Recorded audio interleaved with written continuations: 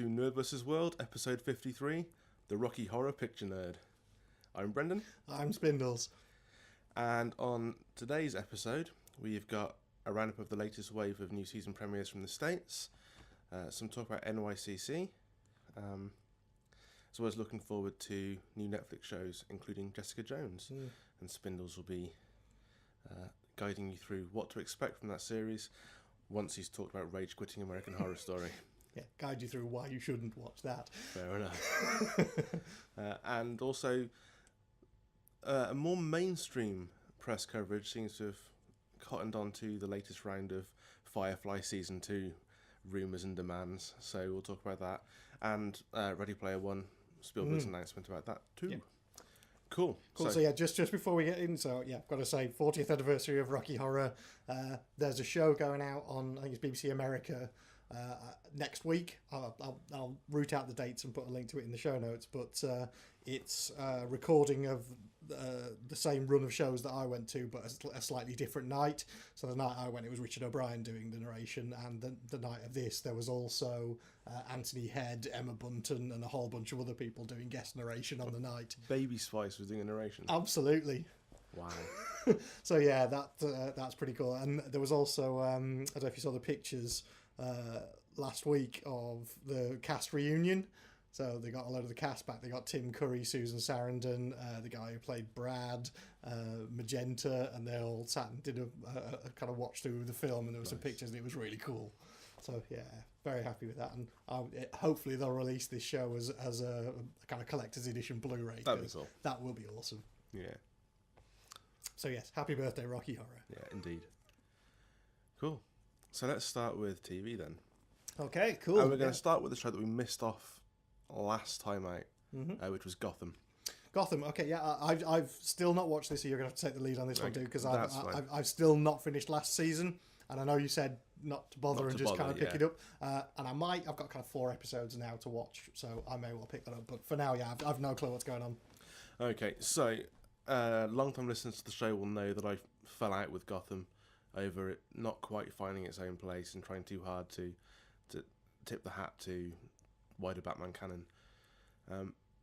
But I was bored on the Monday that it came out, and so I watched the first episode of season 2 just to see if it had picked up, and by God has it picked up.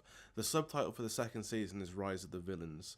I've watched the first 4 episodes of the season now, which includes a return to the TV of the wonderful Michael Chiklis as the new police chief. All right, cool. But, so the pilot for the second season centered around Jerome as the Joker and Barbara and a few others being broken out of Arkham by a new arrival in town.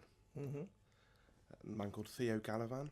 Now, he's there with his sister, who's Tabitha Galavan, and she is very definitely being portrayed as the Tigress for this incarnation. I can't work out who Theo Galavan is. There are rumours that he is another interpretation of Ra's al Ghul.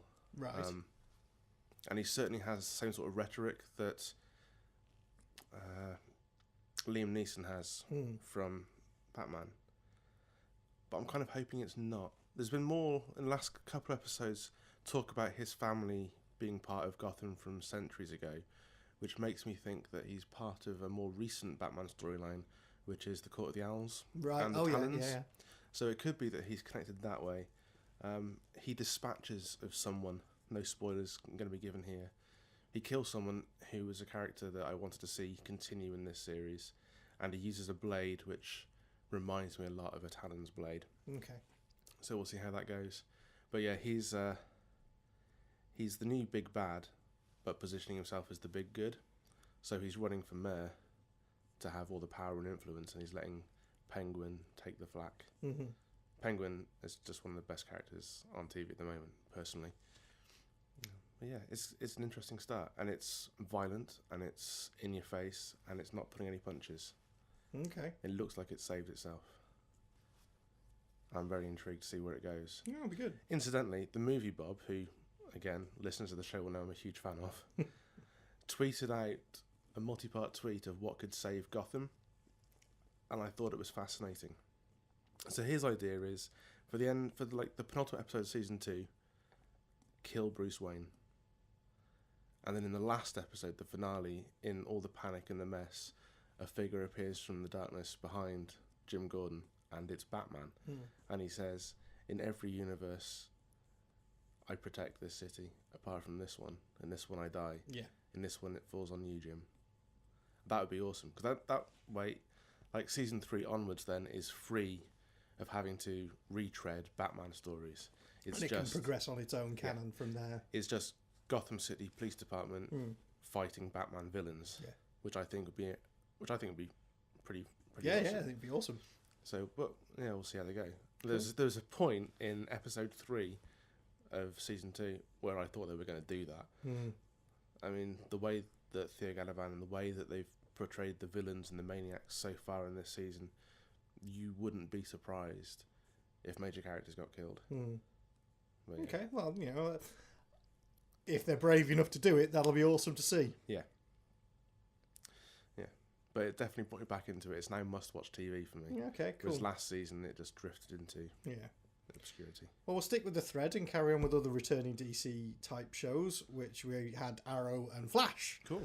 Double bill come back. So I know I've seen both. I don't think I've seen Arrow. You've seen Arrow, not seen Flash. Okay.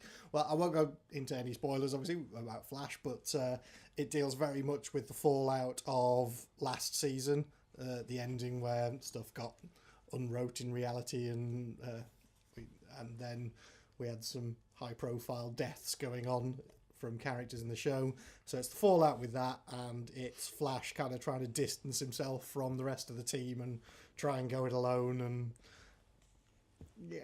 it's interesting to see the dynamic now, because a lot of the characters have moved into different spaces. So Cisco is working with the police department now. And then the other scientist is off doing something somewhere else. So they've kind of spread to the four winds a little. This episode's all about kind of individual people's journeys. And there's a lot of weird kind of... I want to say flashbacks, but that sounds cheesy. There are kind of weird, like almost daydream type sequences that are happening throughout the entire episode, which I think kind of hinting more towards the idea that they're going to be exploring the kind of multiple universe theory in this.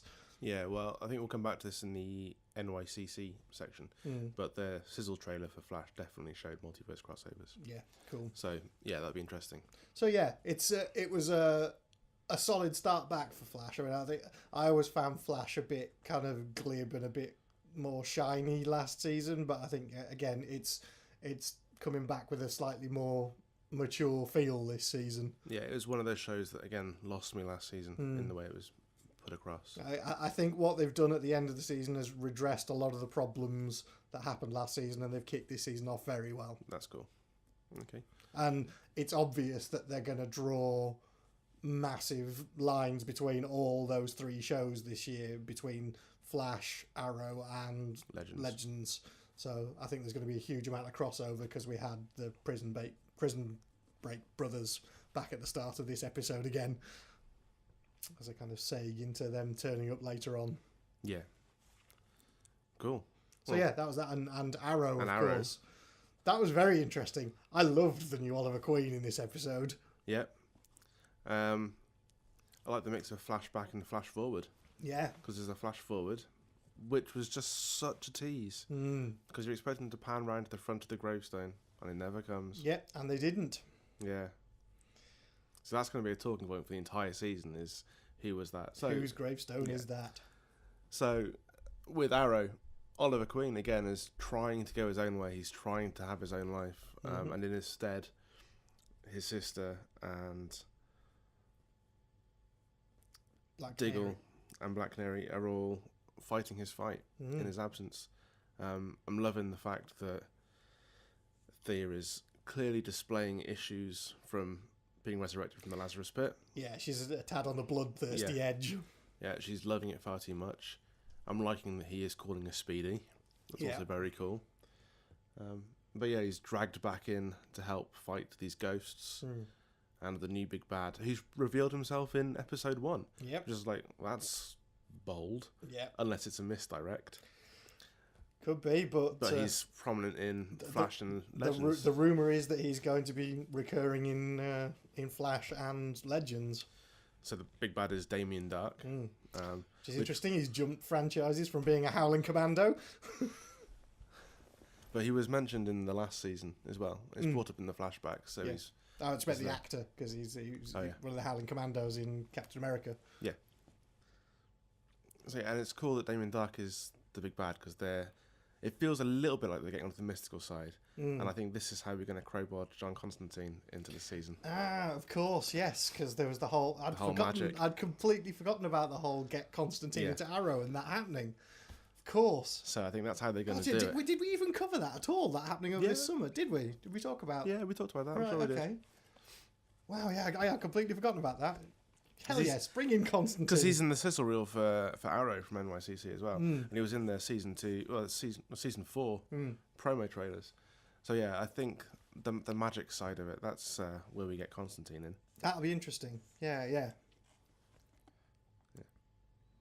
I'd look forward to that. Yeah. So yeah, I'd totally forgotten about that. Yeah, there you go. But yeah, anyway, the episode ends with him announcing himself as the Green Arrow rather than the Arrow. So there's the evolution of the character there. And then the episode finishes properly with a flash forward 6 months.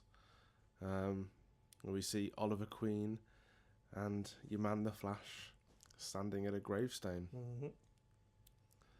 But it's never revealed who it is. Nope. Who's your money on? My mind immediately goes to Felicity. It's Felicity Smoke, yeah. That's the immediate assumption. But it's too obvious. Probably. So it could be Thea. It could be... I don't know. It could be anyone. It could be a character we haven't met yet. Yeah. Which I think is more than likely. Yeah. Yeah, it's going to be an interesting ride to get there. It certainly is. But yeah, so that was pretty cool. Yeah, that show's always been good. It's been consistently good for episode 1. Yeah, I think from when it first started, Arrow, it arrived with a bang and has never really kind of gone off the boil. Yeah. There are certain things I don't really remember from kind of season 2 and 3 that have occurred that, how he started working with Amanda Waller. I've completely forgotten how that all came about, and the whole Mirakuru and the island and stuff. And so, yeah, of course, in the flashback, we see he's being sent back to the island. Yes. So, which is presumably going to bring us up to the point where we met him at season 1. Yeah. That's what I was thinking. So, yeah, I think we've got some circles being closed and more being opened this season. But it's cool. Bring it on. It's looking fantastic. Yeah, it's a great show. So, other returning shows. Supernatural returned. Yeah, it did, didn't it? It did. Go on. And all the promise of that finale has just been lost. Yeah. I mean, the whole Rise of the Darkness, the whole, sort of now annual event of the Winchester brothers patching up their differences and saying they'll never do it again. And halfway through the episode, you're thinking, this is great. And then, obviously, Dean was infected with the mark last time, so this season, it's Sam's turn. Sam gets to hold the I'm in shit bag. Yeah. It's just become far too routine now. I think the biggest problem I've got with the show now is that they're causing much more damage than they're solving. Yeah. They've stopped doing any kind of good things anymore. There's no hunting at all. No. They're literally just causing death everywhere they go now. And, I love the characters. I love the concept. Yeah. I will probably keep watching the show, but it's completely gone off the boil. Yeah. This isn't Monster of the Week, Brothers, Family Business, hunting anymore. This is every season is just starts with a pilot that gives us a season arc. There's no standalone episodes. There's no real chance for character development because anything that you get in one season, you lose straight away the next season. Yeah. Because I don't know how many times now we've seen one Winchester brother go through shit to save the other one, and then them fight about the other one saving him. Yeah, and go, I won't ever do it again. And then fight about being secrets until being kept. Next week. Yeah, and then the next season is just the same story, but it's the other brother. Yeah. And there's a worry that this Darkness storyline is going to turn into the Leviathan storyline. Well, yeah. there's already which was just like black smoke, black tendrils. The Leviathan season was probably rubbish. the 28 worst days season. later references. Yeah.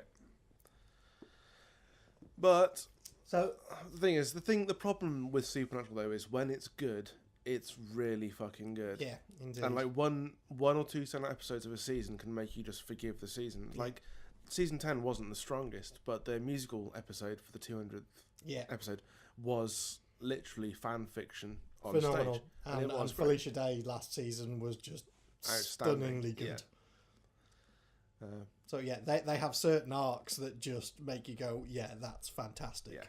But I mean, again, I'm bored of the Castiel Fallen Angel arc. It's just like, oh dear God, really again? Yeah. Oh well, we'll still watch it. Of course, yeah. Well, so undoubtedly we'll have a whinge and a moan about it over the next year, but we won't stop watching it. Yeah, and obviously we'll continue to praise it when it's good. Very much so. Did you see the them welcoming other shows to where they film? Yeah, because they all film up in Canada. Yeah, they're all in Vancouver. It was like Supernatural welcomes, and I can't remember who it was. Was it Legends or was it something? I think it's Legends. I think it was Legends. Yeah. So yeah, basically they just got the big picture of the two of them going, "Hi, welcome to Vancouver," which is cool. I mean, those guys seem like they have such a good laugh doing it, and seem like genuinely good guys. And you can get that feeling from watching like the Nerd HQ panels with those two. Yeah. They do seem like they love it. All four of the principal male characters in that show, sort of Mark Sheppard and Misha Collins as well. Yeah, I liked what they did with Crowley in this first episode, but I was a bit gutted that Mark Sheppard was robbed the chance to do that role in that episode, because I think he would have been brilliant in that. But it was just again, without giving spoilers, there's just that certain sequence that I think would have been perfect if it had been Mark Sheppard playing it, and the lines that come after it as well. I mean, it's it's just proof the show still has its good moments. Oh, There's still life in it. The dialogue is cracking, and it always has been. It's just the ideas are running stale. Yeah, and you're right. It does feel like they're causing more harm than they're actually fixing. Yeah. But hey, maybe that's the way that's going to go. Well, yeah, indeed. Other new shows? Other new ones. Trying to think. Before we get to The Walking Dead. What else have I watched? Well, yeah, there's Walking Dead. Okay, well, I'll have my rant about American Horror Story now. Okay, go for it. Just very quickly. I don't want to go too in detail because, I could sit and tear it apart for hours, but I guess my backstory with American Horror Story is I loved season 1. I thought it was a fantastic idea, and it played with the whole haunted house idea really, really well, and had some brilliant casting choices in Zachary Quinto and a couple of other people in that first season, and that was fantastic. The second season also I thought was very, very good, and then it started to kind of go downhill a bit and became a vehicle for some of the main characters to do song and dance routines, which was all a bit wrong. And then kind of this season's come back with Matt Bomer from White Collar as one of the main characters, and Lady Gaga as another. Okay. And it's all set in a hotel, and various people get murdered, raped, pulled apart, all sorts of stuff in the first half an hour, with ridiculous wide-angle lens shots all over the place going, hey, look, isn't this hotel pretty? And it just, it ground me to the point of I had to turn it off after about 40 minutes. Right. I actually couldn't finish watching it. It was just, there was absolutely nothing cohesive about it at all. Now, there will likely be an explanation for it all later on. I will guarantee you that it's something along the lines of 90% of the people in that hotel are already dead, and just bring in new people and kill them. And I think that's essentially it. So you get Matt Bomer and Lady Gaga going out to a midnight screening of Nosferatu and bring a couple back for shenanigans, and then end up killing and eating them. So, they're closest things to vampires if they're not actually vampires. Right. It's just gratuitous for gratuitous sake. There's nothing that it has no redeeming features at all in that first episode. It's Curious. it's turned into Hostel. Okay. Well, that's a shame.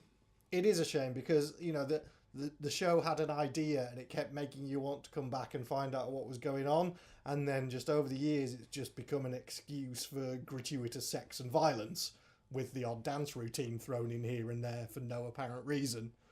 So, you know, it has just become Glee with tits and blood.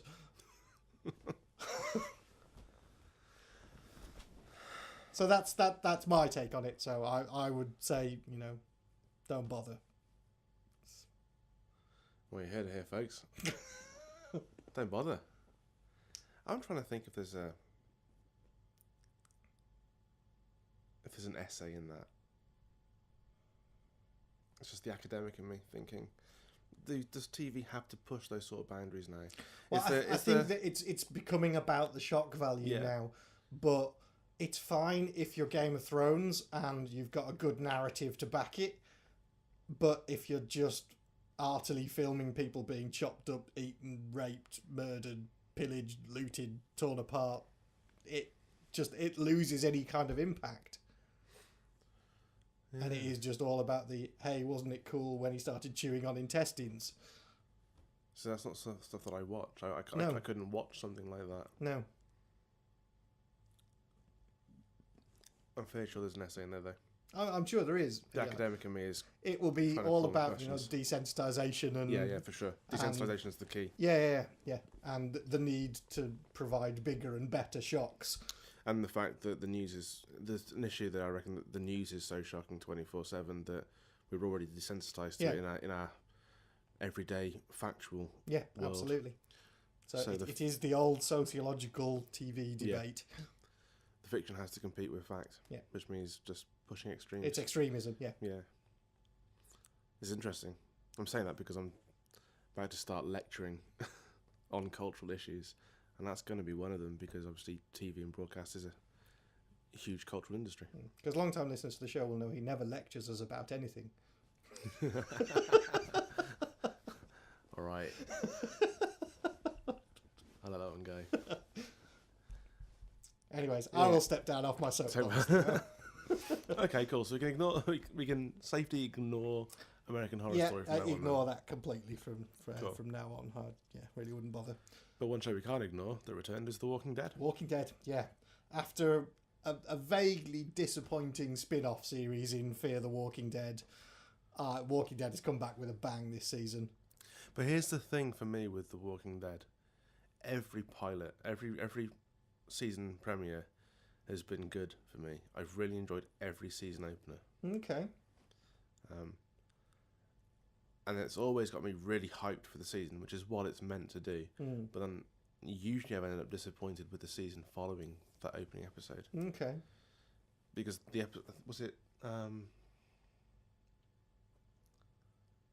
the season before they go to Terminus. So that's season 4, I'm guessing. From season the prisons, when they leave the prison. Yeah.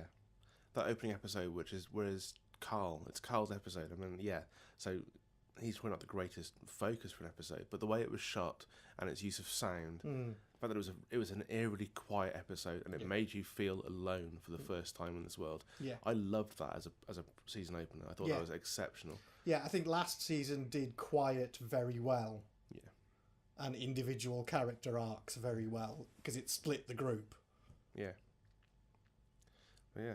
But that's the past. We're talking about season 6 now. We're talking about this one. So, do you want to take the lead in this? Well, yeah. I mean, I guess it's a very, very interesting take on the episode. They're playing with time again. Yeah.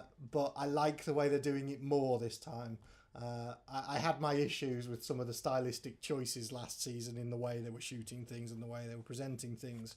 But now it's a nice dynamic of flashback equals black and white, modern days, stark colours. Do you think they deliberately went black and white? I think they did, yeah. Because there was confusion? And also because there was confusion over one of those flashbacks in previous seasons? Yeah, potentially, yeah. So yeah, it was very clear when something wasn't in present narrative. Yes, yeah, definitely. But yeah, the black and white could be a homage to the comic as well. Yeah, I think it's likely as a bit of a contributing factor, if not anything else. But yeah, it was interesting. It takes us to kind of where we ended last season exactly, and Rick and Morgan being reunited, and the dynamic with them continues throughout the season, and life in the town is all very different after the kind of bloodbath at the end of last season. Again, it focuses on a lot of interpersonal relationships, and a lot of them are very interesting this season, and I think they've really downplayed a lot of the major characters in favour of the secondary ones in this first episode, because there was no real moments from Daryl, from Carol. Carl's not even in it. No, he's not. Thank God. Well, indeed. But they've very much focused on secondary characters. And I don't know whether that's, the usual thing of give someone a speaking role and tear their throat out next episode. Well, it pretty much was for this one. Well, this one suffered a bit from the, hey, remember the new guy syndrome of, sticking somebody in direct opposition to Rick that we had no idea who he was. Yeah, he's going to die. Yeah. So it was problematic, but it didn't... His demise, again, didn't come about in the way that I kind of expected it to, after the way it's all gone for the last season. But I like the hook of there are thousands of walkers outside the town, and at any moment they could just come flooding down on them, and that will be it. Yeah. And to conceive of a plan of using themselves as human bait to lure them away is brilliant. Yeah. And you almost get to almost the end of the episode and you think it's actually going to succeed, and obviously it can't. So that alarm. It was alarming. Yeah. Very much so. That klaxon went off. And I just sat in stunned silence. I was rooting for them, and all of a sudden I'm like, oh, holy fuck, who's doing that? Yeah. And then it didn't stop. Yeah. Like, even through the credits. And the episode closed, and it didn't stop. And that was a holy shit moment. Yeah. The visuals on this of just the scale of the walkers that are involved is like nothing we've seen so far, I don't think.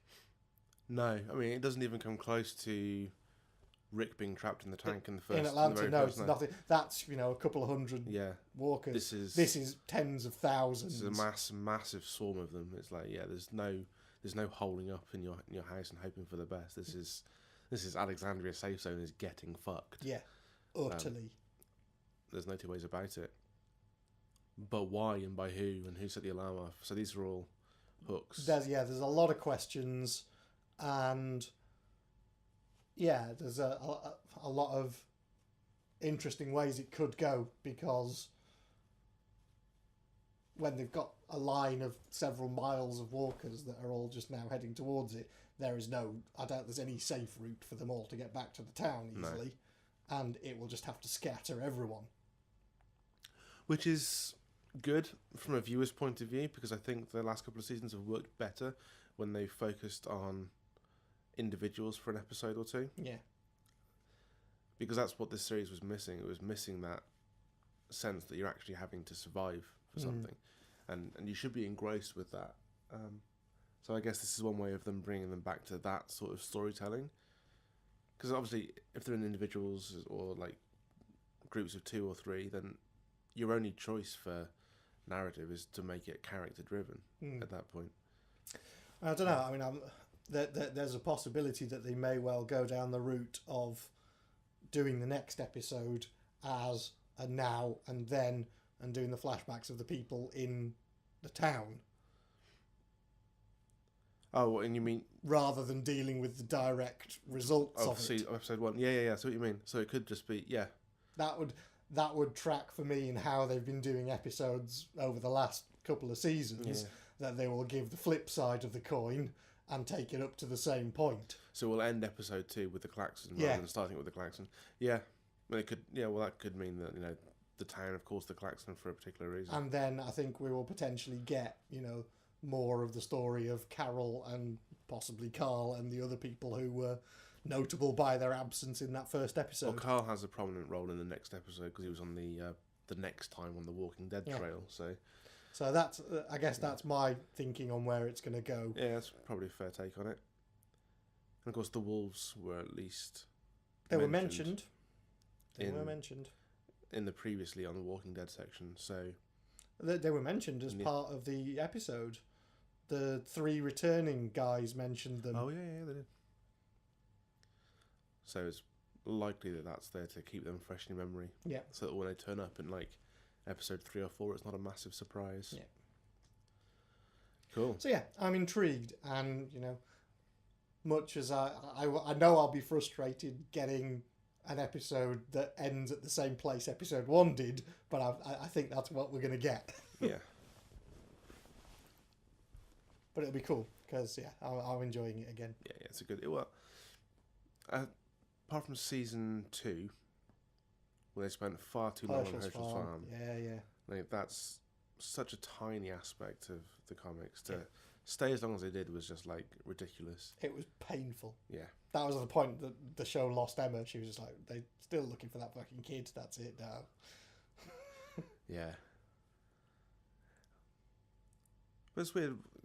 Yeah, seeing how the evolution of the show has gone over the years and the writers and the confidence with the stories they're telling, it's kind of telling that for season 2 they were so unsure that they had enough scope in the material.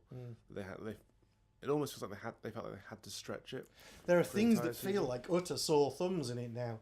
The whole visit to the CDC at the end of season 1 feels utterly out of place with everything else that's happened in the show, because it lasted for maybe 2 episodes.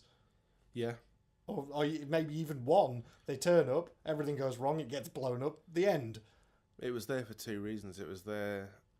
Well, it was there to give them the exposition that everyone has the virus already. Yeah, but that was given to Rick, and Rick didn't tell everybody until later in season 2 or But 3. that was the point of it, was to tell them that whatever happens, you're all fucked. Yeah, and for Rick's mate and his missus to canoodle a little bit. Yeah.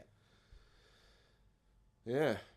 Well, speaking of Rick's mate, let's move on to NYCC and the yes, yeah, John Barenthal in the Daredevil teaser. Now it's out there. It's all over the place. There's a 2-minute YouTube video from NYCC of the new Daredevil teaser for season 2. It is 10%, well, if that, 10% maybe new footage. Everything else is just a montage of season 1. Mm-hmm. But the new footage does include Daredevil and it does include Elektra. So it's almost worth it just for those 2 bits. Yeah. Getting very excited for the Marvel TV series. Absolutely, yeah. And the ramp up for Jessica Jones is just, it's stunning now. I cannot wait for this series to start. Well, let's get into that then, because I've never read Alias, so I've never read any of the Jessica Jones stuff. I'm not sure what to expect from this series. I've seen the teasers, and she seems kick-ass, but can you give us some background on the character? Well, the character started out as a hero, and she's a kind of classic chemical spill gets powers type origin story, and she's got flight and super strength, I think, her powers, and so she starts being a hero, and then eventually has a run-in with Kilgrave, who is David Tennant, who mind controls her and physically abuses her, and eventually she gives up being a hero and turns to being a PI instead, and she's a very broken, fractured person who suffers from depression and alcoholism and a whole bunch of other stuff. Right. So it is a very dark story. Okay.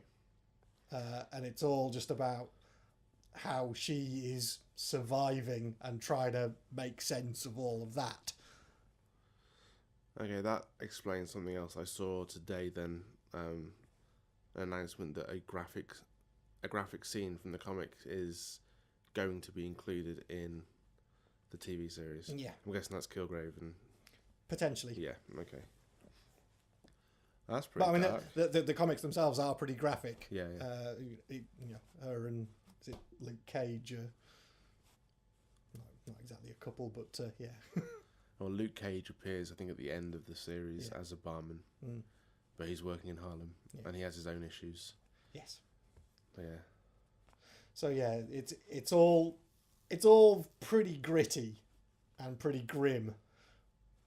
But given the setting of Hell's Kitchen, that seems entirely appropriate. It does, and with what they did with Daredevil last series, which was brutal. Yeah, it was. It really was. But it was just. I can't see it letting up with this. So yeah, it's definitely not tights and spandex type superheroes. This is grim adult fare. So do you kind of Watchmen level? We'll get back to that because there's rumours of a Watchmen HBO TV series. There is indeed. Yeah, I've seen those rumours. with Zack Snyder. Yeah. Leave it alone. That's all I'm going to say. Yeah, it does need left alone. Yeah. You know? I watched the 4-hour ultimate cut of Watchmen again last night, and it doesn't need anything else. Yeah, That's perfect, apart from the missing squid. Okay, so Jessica Jones then. Don't expect light and fluffy. Expect gritty. Expect gritty, comic noir, unpleasant, and dealing with some pretty unpleasant issues and mental issues. Okay, well that's brave. So I'm looking forward to it anyway, but I'm so looking forward to see where they go with it. I think it's going to be an excellent series. Yeah. Well, the hype from NYCC, New York Comic Con, has been that it's excellent because the first episode has been shown there, and the reviews have been overwhelmingly positive.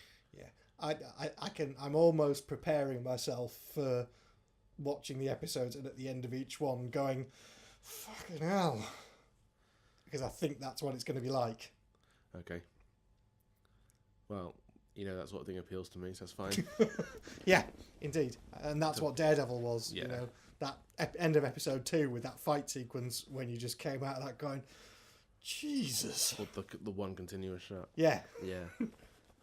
Well, for me, I think I've said it before, for me it was the point where he finally gets Kingpin's name out of someone. Yeah. And the guy's like, you should have just killed me, and then headbutts that spike and just kills himself. That was, for me, I was just like, fuck. Yeah. Do you think there's a risk, though, that the sort of the freedom they have with Netflix to tell brutal stories sort of lowers the chance that these characters in this universe will eventually meet? I think it's going to make it problematic for them to cross over with the cinematic universe. But then again, I don't mind that because then you've got different levels of the franchise. Yeah, they exist in the same space, and it's like the world. There are different levels that people exist on. Yeah. And, you can either choose to watch the gritty, grim, dark stuff or the shiny spandex. It's your call. And just know that they all exist in the same universe.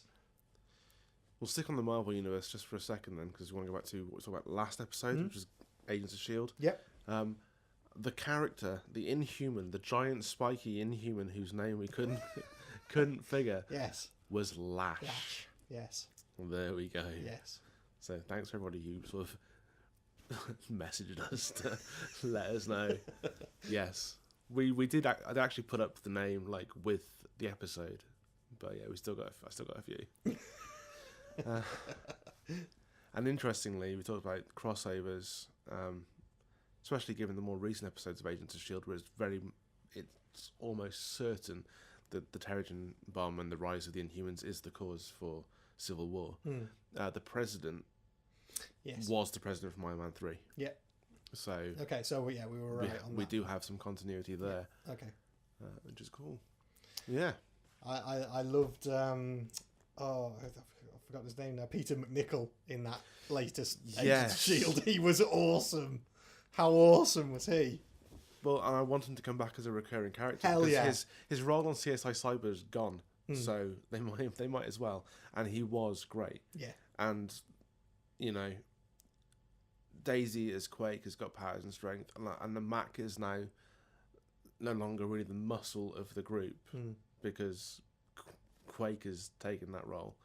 But it could use someone like an Asgardian with a couple of authority issues to join the team and start helping them recruit and train more Inhumans, because they go after Lincoln again in episode 3. and they have to give him up in order to protect. Well, Coulson gives him up in order to protect Daisy. I've not seen it yet. I've got episode 3 to watch tonight when I get home. Yeah, but that's not all Yeah, that happens. yeah. So, but the end of episode 2 when they destroy the monolith. Yeah, that was pretty impressive. it was. Yeah. So it's going to be interesting to see how Gemma's character arc goes this season, because she's starting this season now in the same place that like Fitz was last season, sort of pretty broken. Yeah. And with a tale to tell. Yeah, which she still hasn't told yet. No. But I'm intrigued because waking up grabbing a knife. That's kind of. I want to know what was hunting her. Yeah, absolutely. Yeah, I want to know what the planet was. Yeah. I think everybody wants to know what the planet was. I mean, we can all guess it was a Kree planet just from the colour, but which one or what's going on? Will we find out, or will that be for Guardians of the Galaxy 2? Well, possibly. Yeah, possibly. Oh, fuck. So it's got to see 2 new films, because the Inhumans film's been pushed back. Yep. Of course. And so's, that was one of the latest random announcements, just before Comic-Con, in fact, was the announcement of 3 new films. Yep. No details on what they... Oh, well, actually, one of them is Ant-Man and the Wasp. The other 2 are still unnamed titles at the moment. Yep. But given the news as well that Hulk will be appearing in Thor Ragnarok, yep, there's a chance we could maybe see a Planet Hulk movie as one of those. I know, but that's one of those thorny rights issues that has never been fixed. Apparently, is the Hulk thing. Bugger. Which is why the other ones are Universal, I think. Yeah, it's Universal Studios. The first one. Hulk. Yeah, the Ang Lee one. Yeah. I think they still own the majority rights on the character. Oh, well, that's an arse. Yeah. Is that why he's just... Because he's on a 6-movie deal. Yeah. So he's just doing parts in other films. Yeah. Oh, that's so annoying. Because they can't have a film with the name Hulk in it without Universal a shed load of rights to Universal. Oh, that sucks so much, because World War Hulk and Planet Hulk would have been awesome. And like the end of Ultron, when he just disappears, gives you the impression that he's setting up one of those. But yeah, I did the research on it and found that's potentially the biggest, thorniest issue and why it hasn't happened yet. Well, I suppose one of those films that's filling that gap is Spider-Man. So if Universal can see the success that Sony and Marvel enjoy together, maybe they'll loosen their rights, which could be why they've just why they haven't named these projects yet. They could be hopefully penciling them in. Yeah. But speaking of Mark Ruffalo and Comic-Con, did you see he was one of the celebs in disguise this year? As a very creepy... It was massively creepy. Very creepy Mario. They really get into it. I suppose... That was in with his son, apparently, as well, because his son wasn't in any costume, but then again... No one knows who his son is. But you sent me the picture of the best one, and that was Jared Leto as Rafiki with Jokers. Yeah. That was just brilliant. Just trolling on Instagram going, he had no idea. Ha ha ha. Utter genius. Okay. So yeah, if you haven't seen that image, I will put a link to that in the show notes, because it's just it is premium trolling from Jared Leto. And of course, the news as well recently that Jared Leto spoke to Grant Morrison for advice on how to play the Joker. Yeah. So that's interesting, because given the rest of the context for Batman vs Superman and the whole Dark Knight Frank Miller side of it, to go with the Grant Morrison, because he was Arkham Asylum, and his Joker was nuts. So that Joker, Jared Leto, now he comes to mention it, it's like, okay, that could possibly work. You don't see the likeness, because the art style in Grant Morrison's work is very, very different. So different to what you'd normally expect. I love his art style. Yeah. But yeah, it could be interesting to see where it goes. I'm more and more coming around to your idea that actually Joker he's is the bad guy in Suicide Squad. Yeah. I think so. there was an interesting one the other day that Will Smith had said that he's never actually met Jared Leto yet. He's only met the Joker. Yeah, that's because he was saying that he gets so method about his approach to character. Yeah. Cool. So I'm still hedging my money on the fact that he is the bad guy. Yeah, I think not part of the team. I think you're right. I think they're sent to capture him, which makes a lot of sense. Yeah. Well, let's stick with New York Comic Con then. Yep. There was a panel starring Nathan Fillion, Alan Tudyk, Junior Torres, and Jules State, and obviously, whenever multiple members of Firefly get together, there will always be that one question from the audience of, would you get together and do a season 2? I wonder if there's a formula for, if there's more than 2, if there's more than 3 on a panel, then they'll get asked the question. Every panel I've ever seen with the crew, they always get asked that. Like, go back and watch the 10th anniversary panel from San Diego Comic Con a couple of years ago, and they still get asked it. But for some reason, I've seen a lot more.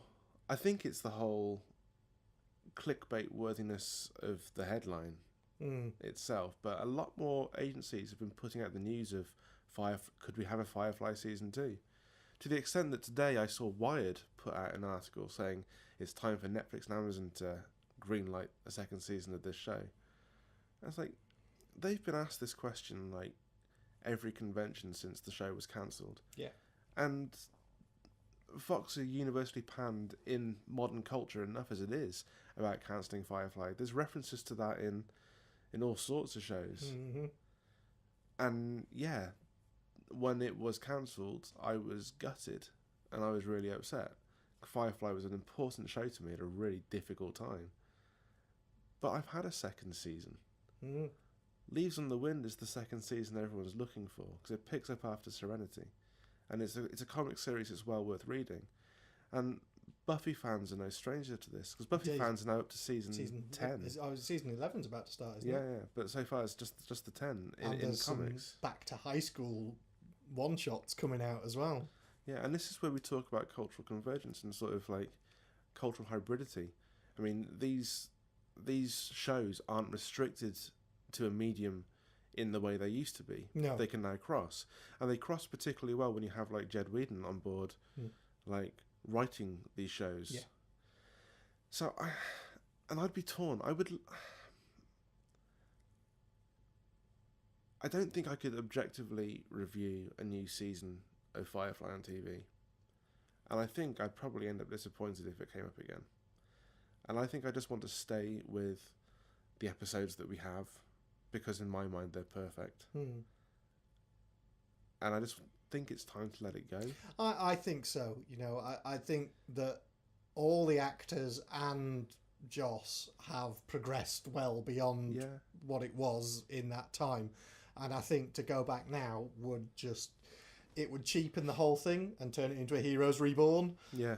I mean, like, we're still flying, Just because the show's not on air anymore doesn't mean that the browncoats aren't out there doing stuff. And there's enough fan stuff out there being created. The Browncoat movie.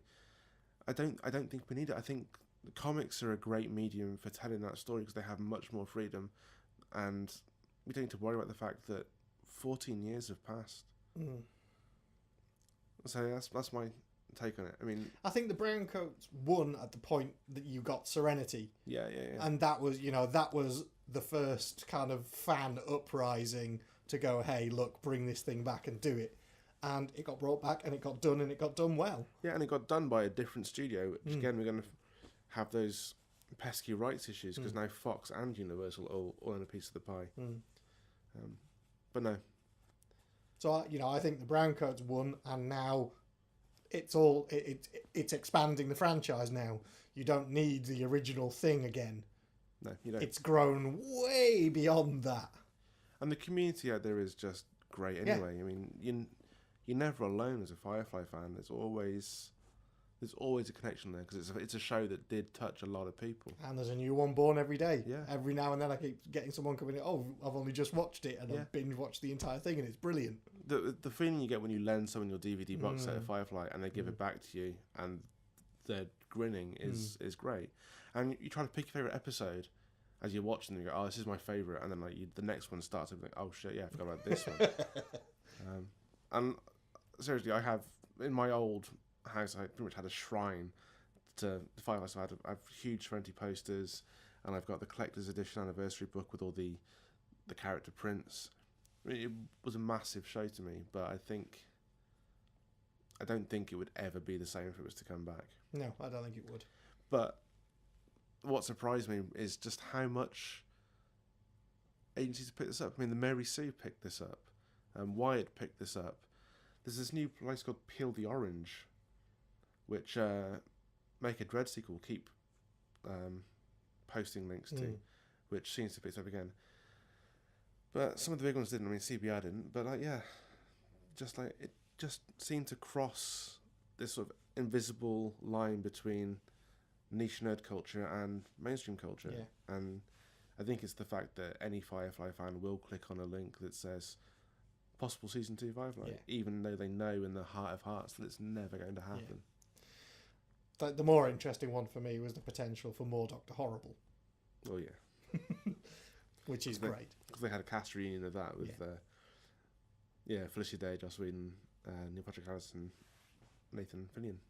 There's some great Instagram photos. Yeah, I'd love to see more of that. That would be great. That'd be cool. Apparently, I was reading an article that that's made him more money than the first Avengers movie did. Yeah, I saw that as well. It's definitely. Here's the thing, though: is it the creator or is it the content? Because I find it hard to. I think it's a bit of both, and I think it's also testament to the people involved in it. Yeah, because the amount of love that he gets, and the amount of love that his projects get, I mean, universally, even the ones that get cancelled and slated early, people still love alphas. You know, and Cabin in the Woods was one of the surprise hits of that year. Yeah. I mean, there's no reason it should have been a surprise. Anything that he's helming is going to be successful. Yeah. But when we were at 9 Worlds and the amount of people who just knew the words to every song from Dr. Horrible and dressed up and performed was incredible. Yeah. And it's almost Rocky Horror. It is, you know, it totally is. In the way that they embrace and completely fall into this world that he's created. It will be interesting to see if there's a 40th anniversary Dr. Horrible. That'd be cool. That'd be cool. Yeah. It's interesting. Yeah, I think you're right. I think it's a bit of both. But which are you drawn to first? Are you drawn to the show because it's written by him, or are you drawn to him because it's written because of the shows that he's written? It's a chicken and egg thing. It is. Yeah. But yeah, everything he touches seems to turn to gold. And if he'd just been able to have his way with Alien Resurrection, we'd have had a better. Yeah, we would have better had a much better Alien movie. Yeah. Oh well. Hey ho. So what are we going to finish on? Oh, Ready Player One. Yep. Yeah. Okay, so I'm never going to finish the Ready Player One challenge. I'm not going to do it in a year. I think a year was excessive. And the challenge, for those who haven't been following my Twitter or my Instagram, is for me to watch every film referenced in the book Ready Player One. I made a list. There's about 81 movies that are either directly named or obliquely referenced to. And there's some pretty oblique references. So I set the challenge of watching them all in a year. I think I've maybe watched 14 or so. 14? Yeah, I've got to watch more than that. Nope. No, I really haven't. I really haven't watched as many as that. Wow. Yeah, I've really, because I don't have a TV aerial at home, so I can't just watch a film if it's on TV. Yeah. So every film that I watch, I have to sit down and make time to watch, which means getting the Blu-rays or having it on Netflix or Amazon Prime. So yeah, but given the amount that I'm working and the extra stuff I'm taking on at work and the masters, it's been difficult to watch films. Incidentally, I have tracked every movie I've watched this year for no particular reason, but I've made note of every film I've seen and I've tracked the format that I've watched it in, whether it's streamed on Netflix or Amazon, whether it's DVD, Blu-ray or cinema. Okay, be interesting. And at the end of the year, I'm going to publish my findings. I'd like to see that on my viewing habits, and also see when I'm most like to watch films, when I'm not. So yeah, all the days are in there. Mm-hmm. And again, this isn't like I come home from work, put the TV on, and there's a film on, I happen to watch it, because there's no TV aerial, so I have to... Yeah. Every film I've watched on this list, I've had to make the time to watch. Right. So I suppose I've got it a little bit easier with having Sky and on demand, so I can just go, I want that one now. Yeah, I don't have any of that. Yeah. And of course, on October the 21st, I'll be crossing 3 films off the list in one day. Of course. Back to the Future Day. But anyway. Are all 3 of them on the list? Huh? Are all 3 of them on the list? Yeah. All right, cool. Yeah, I'll be crossing another 3 off the list then. I don't know how many I'm up to. I really haven't got a clue. Because I've been adding them, but I haven't added a few recently. I haven't added a couple recently, but they're on my spreadsheet, but not on the main thing. Right, okay. But I've Instagrammed everything. I think the last few I watched were... I worked through the John Hughes section. Yeah. So I did 16 Candles and I did Breakfast Club. Yeah. And I'd done Pretty in Pink. Real Genius and Breakfast Club fairly recently. Yeah, I got Real Genius to cross off. Yeah. And a Ferris Bueller as well. Yeah. So yeah, I did a few of the John Hughes ones fairly recently as well. But anyway, the point is that Spielberg is adapting this movie for the big screen. And I have a few issues. I mean, if anyone's going to do it, Spielberg's the person to do it. The novel, for those who haven't read it, is basically a homage to the 80s. It's essentially a pop culture love letter disguised as a quest within a computer game. Which is probably the best way of describing it, I'd say. And it's my favourite book. My Amazon purchases show that I've bought so many copies of this book because I've literally just bought one and sent them to a friend. I have one. Yeah. Well, I lent you my copy, and then like at Christmas, I bought someone else a copy for their Christmas present, and they were reading it whilst they were on holiday. And they messaged me saying, "I've just read it in a day. I love it." And I was like, "Oh, sweet! I want to read it." I was like, "Oh shit!" So I was back in Worcester at the time, so I couldn't actually just go around and get it. So I just Amazon Primed another copy to me for the next day, and then sat and read it. And like I know Marcus from Rule 32, he put up a status about all my friends talking about this film. I should probably get around to reading it at some point, get my own copy. Anyone got a copy that I can borrow? And I was just like, dude, what's your address? So I just bought him a copy, sent him a copy of the book.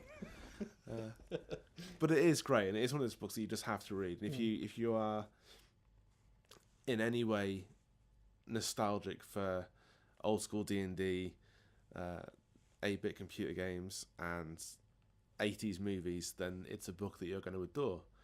But a movie adaptation of that does raise some issues, not least the fact that there's going to be a massive rights issue. One of the principal quests in this book is a reenactment of the War Games film. And like the studio that owns War Games is not the same studio that's producing the movie. Yeah. So there's that. And what's come to light recently is that Spielberg has said that he's going to remove any reference to himself from the film because he doesn't think it should be about that, which is kind of gutting because it means you won't see Parzival driving the DeLorean because obviously Spielberg has a massive part of Back to the Future. Well, and you know, if it's a love letter to 80s movies, 80s sci-fi movies, you think Spielberg. You do, yeah. I mean, you think that, and not just sci-fi, but you think Goonies, you think E.T. Well, E.T. is sci-fi, but you think, Indiana Jones. Yeah. You know, you think all these films, you think Spielberg. I mean, I was happy with his choice as director because I thought his work on Super 8 definitely has that 80s feel. Yeah, yeah. It's when Abrams gets hold of it and gives you the monster that everything goes to shit in that film, as far as I'm concerned. The first part is a great little buddy movie. Yeah. The second half is awful. But yeah, to kind of remove himself and his references, he wants to make it a cautionary tale about where we're going, because he doesn't think that the movie world is necessarily 40 to 50 years from now. He thinks it's like 5 to 10 years away, where a computer game becomes addictive as a drug, and we lose ourselves in that. And he wants to make it a cautionary tale about losing ourselves in a false reality and not making the most of what we have in the real world, which I guess in a roundabout way is kind of the point they make at the end of the book, but it misses the whole point of the book. So I'm getting a little bit concerned now. Up to now I've been fairly quiet about this. When people have posted articles I've been like, yeah, but you know, who else is going to do it? But now he said this, I'm kind of like a little bit worried. but we'll see. I don't know. What do you think? I really don't know, to be honest, dude. It's... I don't think in any way this film is going to have the same impact on me as it is you. And, you know, I guess my hope is that that it's done in a way that you enjoy it. I can imagine that it's never going to be perfect for you, but I hope it does it justice. Yeah. And yeah, I guess if anyone is going to do it justice, it's going to be Spielberg. So I think it's in the safest hands it could be. But then the studio is Warner's, and I've never been entirely convinced with their ownership of these sort of properties. Yeah. That's the only other It very much is going to depend on how much they weigh in and go, hey, no, we want it to be an action movie, or we want it to be this, or we want it to be a love story with man meets dog. I mean, there's been one bit of casting for it so far, and that is the part of Artemis has gone to the last from Me, Earl and the Dying Girl. No, I think she's a fantastic actress. I loved that movie as well, incidentally. It was a film that out Jonathan Green to Jonathan Green. Not Jonathan Green who's been on... not the author who's been on our show, but the author who hasn't. Thanks for clearing that up. Yeah. The American John Green, not the British John Green. But the problem is that she's nothing like the character from the book. I mean, the great thing about this book is that it's not traditional in how it portrays its heroes. And the Hollywood ideal is definitely not kept to in terms of characters. I mean, she's described as Rubenesque, which is a slightly larger lady, which this actress definitely isn't. But I suppose they could do that with makeup and prosthetics. It's just whether they will. My only issue is these heroes are heroes because it's their intentions and their souls and their hearts that are completely pure, without sounding too sort of pretentious. Too late. Yeah. But physically, they're all they're flawed. They're not perfect. They're imperfect people. Yeah. But Hollywood doesn't like that. Hollywood likes aesthetic perfection in its characters, and that's the other thing. I don't want them to cast well-knowns. She's not a well-known actress, and I'm very happy about that. I think this is a chance for unknowns to sort of come in and make a mark. Yeah. And have a role. But then again, Spielberg is again the right person for doing that. Absolutely, because he's done that so many time times and time again. He just uses unknowns. So and his casting is exceptional. Yeah. So again, I'm perfectly happy with that. He wants to have it all cast by the start of the year, and he wants to be filming by 1st of July next year, I think. I think I remain cautiously optimistic. It's in the best hands it can be. Yeah. But I feel like recently I've had to justify my review of The Martian a lot. And that was a book adaptation that I loved the book of but didn't like the film so much. And that's subjective. I mean, objectively, the film is great. And I think I've clarified my feelings on that a couple of times on Facebook recently. The film I think you have. Is a great film, but I just had personal issues. And people are always going to have issues if it's not quite what it could be.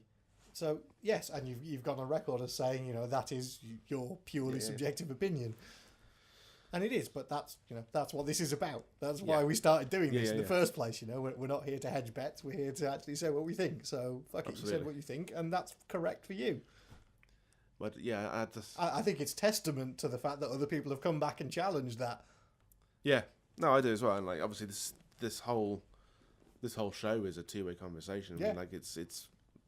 I love when people get involved, but they get involved on Facebook or Twitter and they say, well, actually, what about this?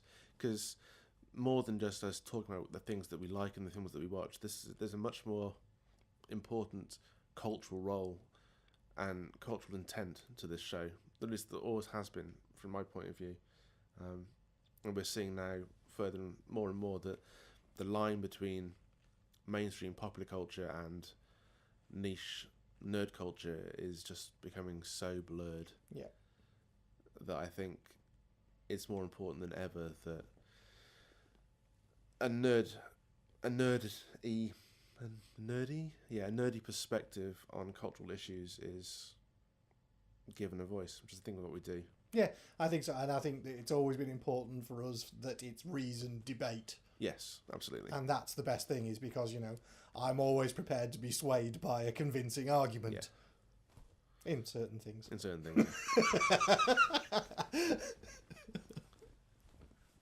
Yeah. Well, we'll see how it goes. I mean, yeah. I think you're right. And I said that before. It's the best director for the job, both for his history of working with unknown actors and for his love of the 80s. But, taking himself out of the film, it just worries me that maybe he's changing the content too much. Mm. But it could just be innocuous scenes that get left out. Yeah, could be. We'll see how it goes. Indeed. Is that about it for today? Yeah, that about brings us to an end. I guess we'll just kind of go through some stuff that's coming up. Obviously, we're recording something a bit interesting and new this weekend. I don't think we're recording it necessarily. Oh, yeah? No, because we're not going to do it down here. We're going to do it in the conference suite. All right, okay. But there'll be a review coming out of it for sure. But we're doing something interesting and new. Very cool with a very cool company. So you'll just have to hang fire and wait and see what that one is. Stick around the Twitter on Saturday. You'll probably see some photos and stuff going up. But some very cool stuff coming. So there's that. We've got MCM London next weekend that I will be back down to. Then I know I've got Steampunks in Space coming up again in November. I've got a whole bunch of shows and stuff that I'm going to be going to fairly soon. MCM Birmingham in November as well. Sorry? MCM Birmingham. MCM Birmingham in November, yeah.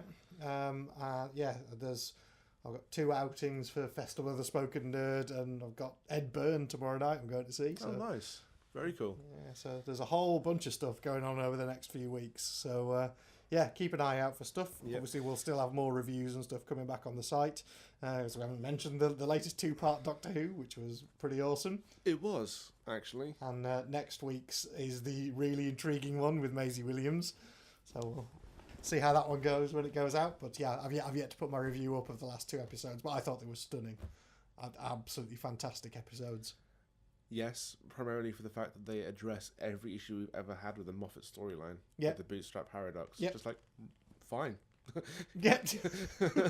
Indeed. Yeah, that's what we were talking about. Yeah. Cool. If you're in Oxford on the 23rd, I think it's the 23rd, it's a Saturday, there's a BBC introducing showcase at the O2. One of the artists playing is Esther Joy Lane. You might remember that we had one of her tracks at the end of our Robin Williams episode last year. So she's launching her EP that day in support of a couple of other Oxford acts. So go along and check that out. Yeah. Awesome. Cool. Right then. Well, thanks everyone for listening. I've been Brendan. I've been Spindles. And until next time, take care and be excellent to each other.